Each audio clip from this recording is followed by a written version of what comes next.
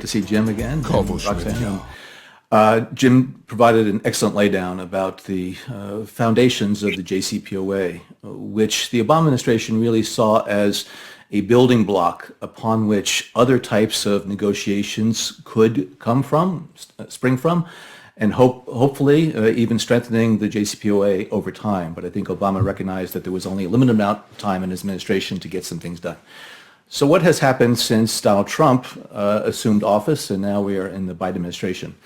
Well, first of all, those advocates within the Iranian political environment who advocated for the JCPOA, the so-called moderates, President Rouhani, Foreign Minister Zarif, and others, I think they were really undercut by the actions of the Trump administration.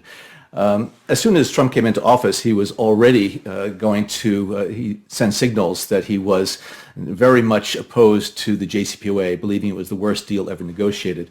And so I think Rouhani, Zarif, and others really were then fighting a battle against the hardliners who basically were saying, "We told you so." And despite a lot of concern that Iran was going to violate the agreement first, it was in fact the United States who decided to pull out in May of 2019. And so when that happened, the Iranians decided to then say that they were no longer going to be bound by the JCPOA. And so they said they were not going to be limited by the restrictions on heavy water, on uranium stockpiles, and then in subsequent months, they decided to ratchet up the level of uranium enrichment as a way to send a signal that if the United States was not going to abide by the agreement and if the sanctions then were being not only reinstituted but also strengthened, that the Iranians were not going to sit idly by on that. So I think you see in the political front that the hardliners were strengthened. Now, one of the premier hardliners, Qasem Soleimani, was killed as a result of the Trump administration action against him in Iraq. But again, I think that there is deep suspicion in the Iranian body politic, and even in Iran itself, that the United States, even if it decides to rejoin, will stay engaged in that discussion. The Abraham Accords were set up with a half a dozen states essentially creating an anti-Iran bloc, and other states such as Egypt and Turkey, while not part of it, making it clear that they're very unhappy about Iran in the region. The truth is, Iran has a whole separate regional foreign policy. Look at Iran's position and march through 4 countries, Lebanon, Iraq, Syria, and Yemen. Far more powerful, far more influential. Well, first, I think one of the biggest downsides of the U.S.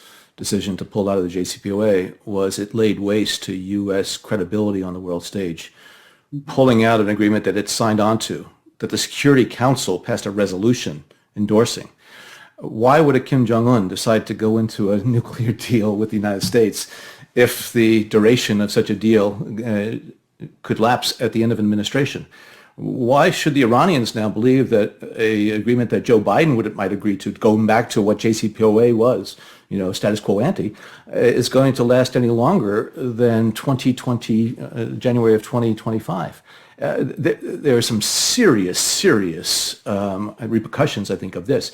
And I think the Iranian people, both in the government as well as in the streets, feel that the United States is practicing these deceptive tactics because of the setbacks that Jim pointed out rightly in terms of that Iran has endured as a result of signing on to the JCPOA, doing away with the program, but then not reaping the financial benefits that it hoped was going to be able to, yes, to help to strengthen its military capabilities, but also to alleviate a lot of the economic problems that the country is. Iran is a big country, major player in the region. Anybody who still, hopes that there's going to be a toppling of the regime, I think they are just not dealing with reality. آنچه در مورد ما میگویند